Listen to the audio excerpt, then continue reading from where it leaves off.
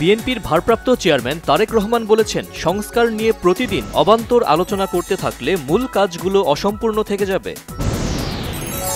আইনশৃঙ্খলা পরিস্থিতির উন্নয়নে রাত থেকে কম্বাইন্ড অপারেশন ও টহল চলবে জানিয়েছেন প্রধান উপদেষ্টার প্রেস সচিব শফিকুল আলম। স্বরাষ্ট্র উপদেষ্টা জাহাঙ্গীর আলম চৌধুরী জানিয়েছেন, আইনশৃঙ্খলা নিয়ন্ত্রণে সব বাহিনীকে প্রয়োজনীয় পদক্ষেপের নির্দেশনা দেওয়া হয়েছে। আইন উপদেষ্টা ডক্টর আসিফ নজরুল বলেছেন, কাজে আন্তরিকতার কোনো ঘাটতি নেই। আইজিপি বাহারুল আলম বলেছেন, একটি গোষ্ঠী দেশে স্থিতিশীল পরিস্থিতি চায় না।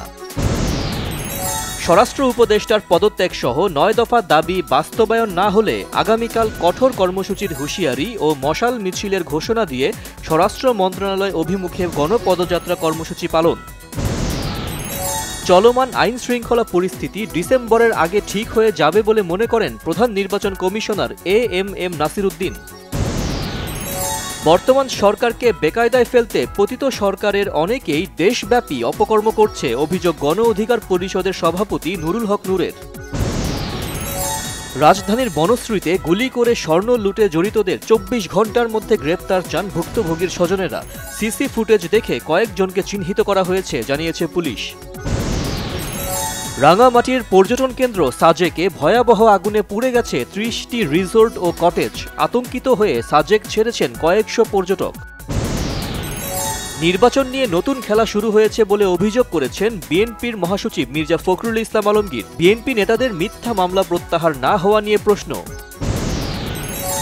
যুবদলের সাধারণ সম্পাদক নুরুল ইসলাম নয়ন জানিয়েছেন, বিভিন্ন অভিযোগে এরই মধ্যে সারা দেশে যুবদলের ৬০ নেতাকর্মীকে শোকজ, ১৪০ নেতাকর্মীকে বহিষ্কার করা হয়েছে। ২০১৮ সালের বিতর্কিত নির্বাচনে প্রত্যক্ষভাবে জড়িত থাকায় সাবেক আইজিপি চৌধুরী আবদুল্লাহ আল মামুন সহ ১০৩ পুলিশ কর্মকর্তার বিপিএম, পিপিএম পদক বাতিল।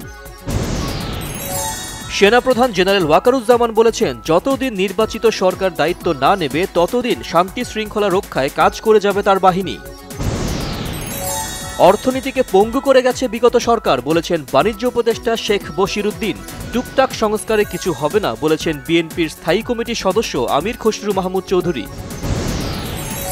গ্যাসের দর ইউনিট প্রতি অন্তত ১০ টাকা কমানোর দাবি জানিয়েছে বস্ত্রকল মালিকদের সংগঠন বিটিএমএ। ভারত থেকে সড়ক পথে সুতা আমদানিতে নিষেধাজ্ঞার দাবি। সম্প্রচারে বাধা নেই চ্যানেল ওয়ানের। বিচারপতি মোহাম্মদ আশফাকুল ইসলামের নেতৃত্বাধীন আপিল বিভাগের নিয়মিত বেঞ্চ এ আদেশ দিয়েছে। ভারতীয় পররাষ্ট্রমন্ত্রী এস জয়শঙ্কর বলেছেন, নয়াদিল্লির সঙ্গে ভালো সম্পর্ক চাইলে বাংলাদেশের অভ্যন্তরীণ সমস্যার জন্য ভারতকে দোষারোপ করা চলবে না। এবার ন্যাটোর সদস্য পদের বিনিময়ে প্রেসিডেন্ট পদ ছেড়ে দেবেন বলে ঘোষণা দিয়েছেন ইউক্রেনের প্রেসিডেন্ট ভলোদিমির জেলেনস্কি। চ্যাম্পিয়ন্স ট্রফিতে নিউজিল্যান্ডকে চ্যালেঞ্জিং টার্গেট দিতে ব্যর্থ হয়েছে বাংলাদেশ। ৯ উইকেটে ২৩৬ রান তোলে টাইগাররা।